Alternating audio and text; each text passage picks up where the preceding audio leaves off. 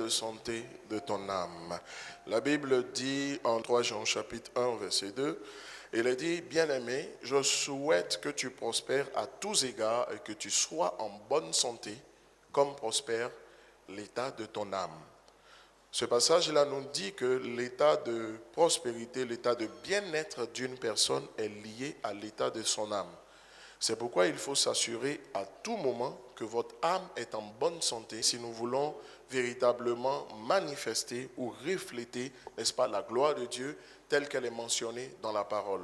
Pas parce que nous sommes attachés au matériel, pas parce que nous sommes attachés, on va dire, n'est-ce pas, à l'argent ou à ces choses du monde, non, mais simplement parce que ça fait partie de notre héritage de fils. Nous ne nous attachons pas au matériel, nous ne sommes pas là pour devenir glorieux, mais nous sommes là pour manifester la gloire du Seigneur. Et si nous glorifions Jésus, il va s'en dire que lui également, il finira par nous glorifier également. Jésus a dit ceci dans les Écritures, il dit, Père, je t'ai glorifié, maintenant, toi aussi, glorifie-moi. Donc l'état de santé de notre âme est capital pour notre bien-être et pour la pleine manifestation, la pleine possession, on va dire, de notre héritage en Christ. Mais les choses ne s'arrêtent pas là, puisque la parole de Dieu va continuer encore au Proverbe chapitre 4 au verset 23. La Bible dit ceci, garde ton cœur plus que toute autre chose, parce que de lui viennent les sources de la vie. Autrement dit, dans la vie chrétienne, dans la marche avec Dieu, il y a un grand nombre de choses que nous devons garder, un grand nombre de choses sur lesquelles nous devons veiller, parce que garder signifie veiller. Nous devons veiller à notre sanctification, nous devons veiller à ce que notre langue dit, nous devons veiller donc à tout un ensemble de choses.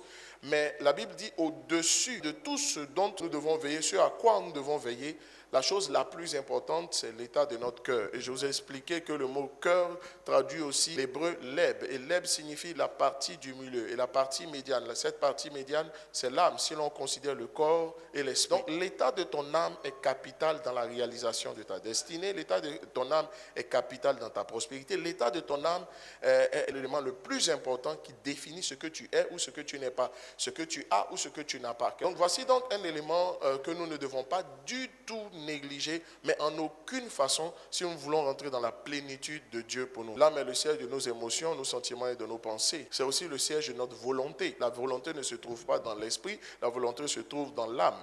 C'est pourquoi nous sommes obligés d'accéder à la maturité chrétienne, parce que la maturité en Christ nous emmène à aspirer à ce à quoi Christ, sinon Dieu aspire pour nous, et à prendre nos décisions, à nous laisser influencer dans la prise de nos décisions par ce que l'Esprit de Dieu nous dit et non par ce que notre chair nous dit. Parce que l'âme décide, puisque c'est la partie du milieu. Si vous ne prenez pas sur vous de développer votre dimension spirituelle, n'est-ce pas, ça veut dire que vous êtes dans la dimension charnelle. Et si vous êtes dans la dimension charnelle, l'âme étant la partie du milieu, elle balance de l'un comme de l'autre des côtés en fonction de ce que vous développez. Si vous prenez sur vous d'entretenir votre vie spirituelle, jeûner, prier, méditer régulièrement, obéir, observer la parole de Dieu, parce que marcher par l'esprit, n'est-ce pas, l'esprit étant la parole, quand je dis l'esprit est la parole, l'épée du Saint-Esprit c'est la parole, ça veut dire simplement marcher selon la parole de Dieu. Donc si quelqu'un prend sur lui de développer sa vie spirituelle et donc de grandir spirituellement,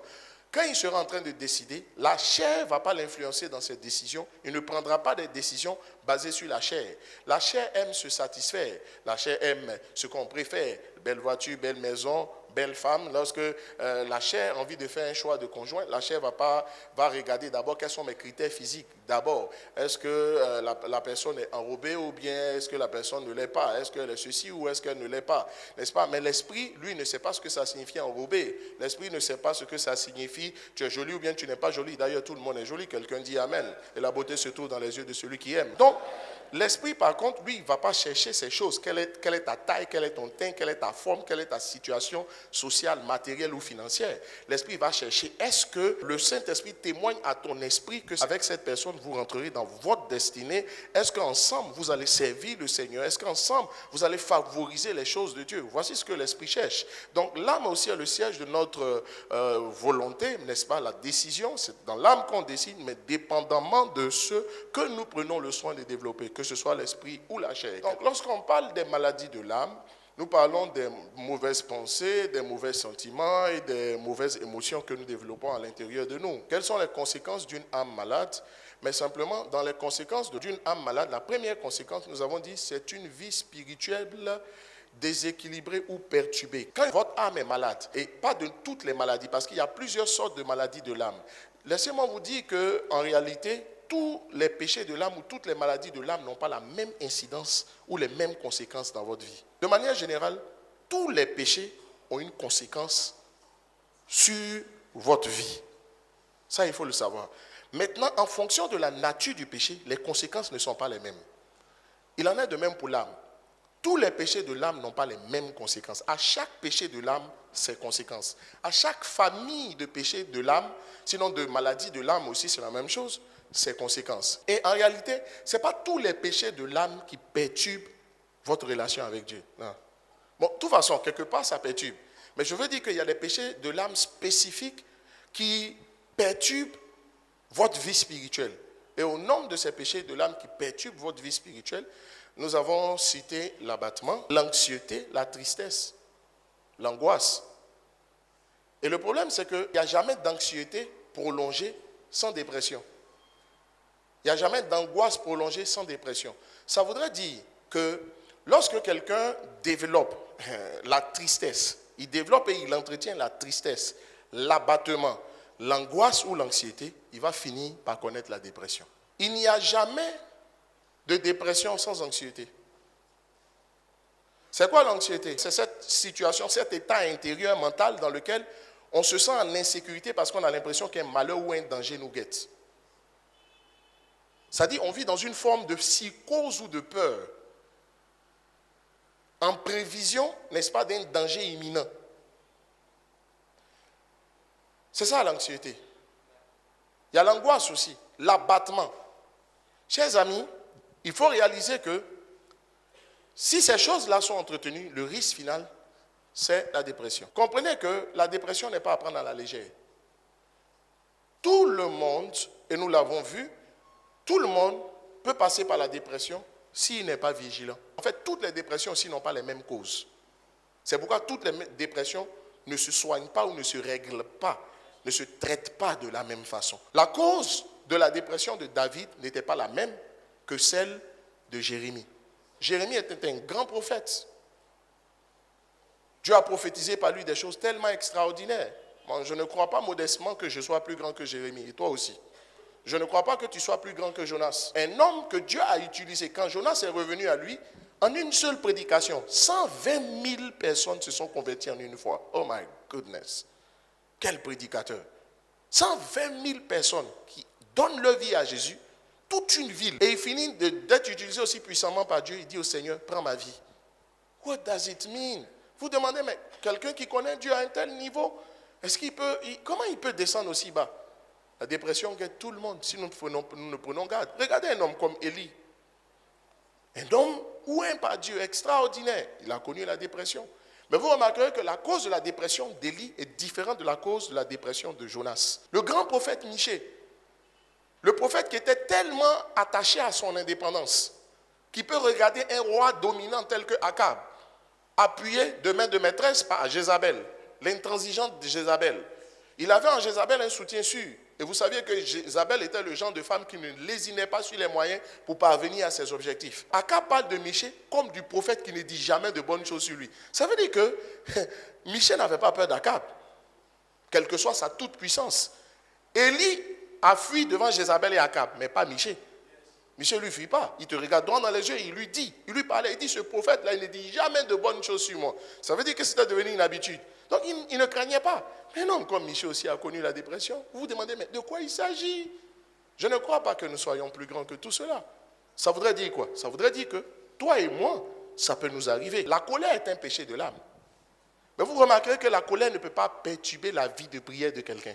Tu peux trouver des gens qui sont jeunes, ils prient, mais ils sont terriblement impulsifs et coléreux. Mais la plupart du temps, quand vous êtes dans l'abattement et la tristesse, même votre Bible, vous ne pouvez pas la lire. Jeûner, prier, méditer, ce n'est pas possible. Vous comprenez donc que tous les péchés de l'âme, en fonction de leur spécificité, ont des conséquences différentes. Lorsque quelqu'un manifeste ce genre de péché de l'âme, si vous avez affaire à quelqu'un qui ne comprend pas comment ça se passe, ce n'est pas un démon pour dire tu as chassé le démon de tristesse. Je sais, what are you talking about? De quoi tu parles? La tristesse est engendrée par quelque chose. Le pasteur Mohamed l'a si bien dit, notre père l'a si bien dit dans l'enseignement sur les 4 attaques majeures du diable. J'ai tellement aimé. Il dit, le fait de chasser un démon du corps de quelqu'un, ce n'est pas encore sa délivrance, c'est sa libération. Il est libéré de l'esprit, mais n'est pas délivré de l'esprit. Ce n'est pas la même chose. Ça veut dire que l'esprit est parti. Mais pourquoi est-ce que Dieu dit, en ce qui concerne Lazare, déliez-le? Délier, libérer, délier, c'est la même chose. Il dit déliez-le et puis laissez-le aller. Ça veut dire quoi? Le fait de le délier, ce n'est pas la garantie qu'il va partir. Ce n'est pas la garantie qu'il peut bouger. Ce n'est pas la garantie que tout va changer. Si vous ne comprenez pas cela, vous allez vous rendre compte qu'en fait, c'est une pensée qui a entraîné la présence de l'esprit. En fait, l'esprit est venu par quelque chose. C'est bien une défaillance spirituelle qui a entraîné la présence de l'esprit. C'est quand vous traitez avec la cause qui a entraîné la possession démoniaque. C'est là que maintenant la personne est délivrée. Sinon, elle est libérée. Toute personne qui est libérée n'est pas délivrée. Je parlerai aussi dans les maladies de l'âme des complexes. Complexes de supériorité ou infériorité. C'est de terribles maladies de l'âme. Et moi, j'ai vu que l'une des choses dont Dieu a délivré Israël avant de rentrer à Canaan, c'était des complexes. Lorsqu'ils ont vu les géants, il dit, nous étions pas à leurs yeux. Ça veut dire que ce n'est jamais les autres qui vous minimisent d'abord. C'est vous-même qui vous minimisez et puis ça se sent. Et puis les autres ne font que poursuivre ce que vous avez commencé. Il dit, nous étions à nos yeux comme des sauterelles. Et ainsi étions-nous aussi à leurs yeux. Ça veut dire quoi? Ça veut dire qu'il y a des gens qui sont en réalité des géants qui se voient des sauterelles et qui voient les adversaires qui sont en réalité des sauterelles comme des géants. Ce sont des complexes.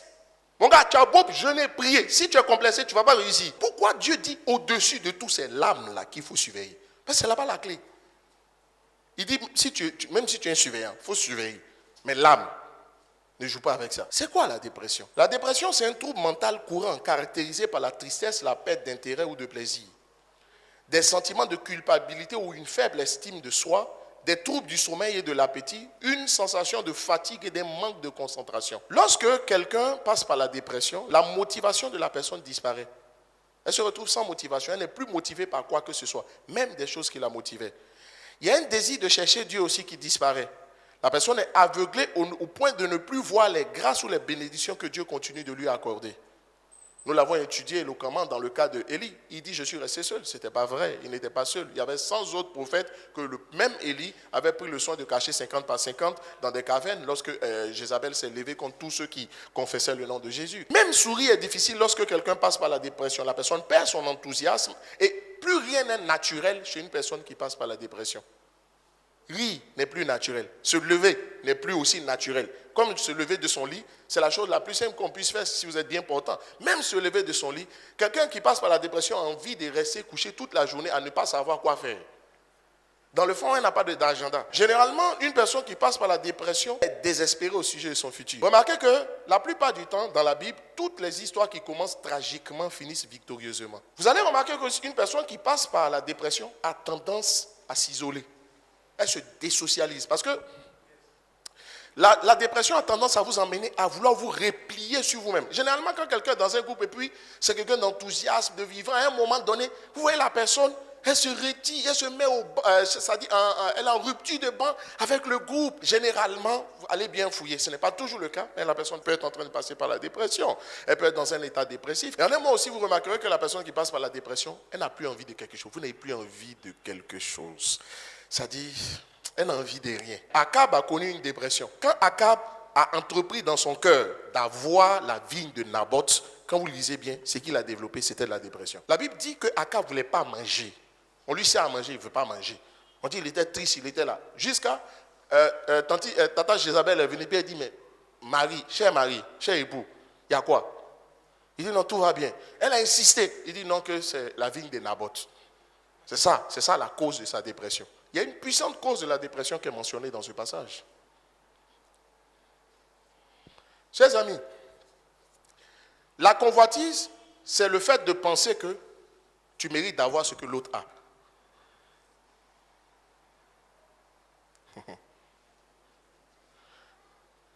Je peux vous garantir, s'il y a une chose qui va plus vous créer du mal que de vous faire du bien, c'est le fait de vous comparer aux autres. Vous n'avez pas besoin de savoir que Pierre avance dans la vie pour comprendre que vous êtes en retard. Non.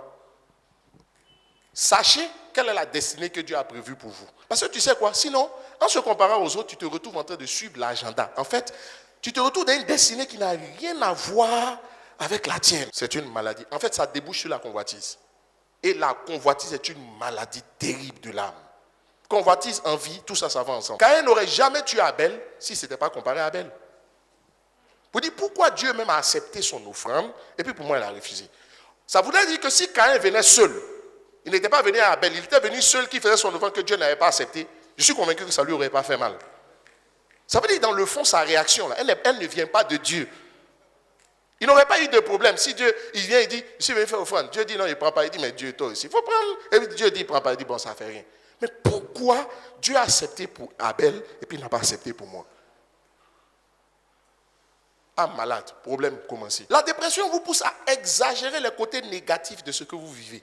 C'est vrai que ta situation que tu vis, ce n'est pas très reluisant, on est d'accord. Mais quand tu as parlé, c'est-à-dire quand tu parles de ton mari, on a l'impression que c'est la pire des racailles, quoi. D'ailleurs, même dire que ton mari est une racaille, même déjà, c'est une faute. C'est-à-dire quand tu parles de ta femme, tu dis, ah! C'est-à-dire quand tu écoutes, c'est comme si c'est dans toi seul, ton foyer, ça ne va pas. Un malade. Tout est exagéré. C'est-à-dire, c'est ça la dépression. La dépression vous pousse à prendre de mauvaises décisions. Parce qu'elle force votre jugement, mais surtout, elle vous pousse à régulièrement vouloir tout abandonner. Et enfin, elle vous amène à adresser des demandes insensées à Dieu. Elle lui dit, prends ma vie. Depuis quand, parce que tu as demandé à Dieu de faire quelque chose qu'il n'a pas fait, tu dois mourir? Et si Dieu te montrait le prochain chapitre? Parce que quand tu te lèves le matin chez toi, tu ne sais pas qu'est-ce que Dieu veut faire pour toi. Pourquoi tu es en train de te faire du mal pour ce que Dieu est en train de résoudre?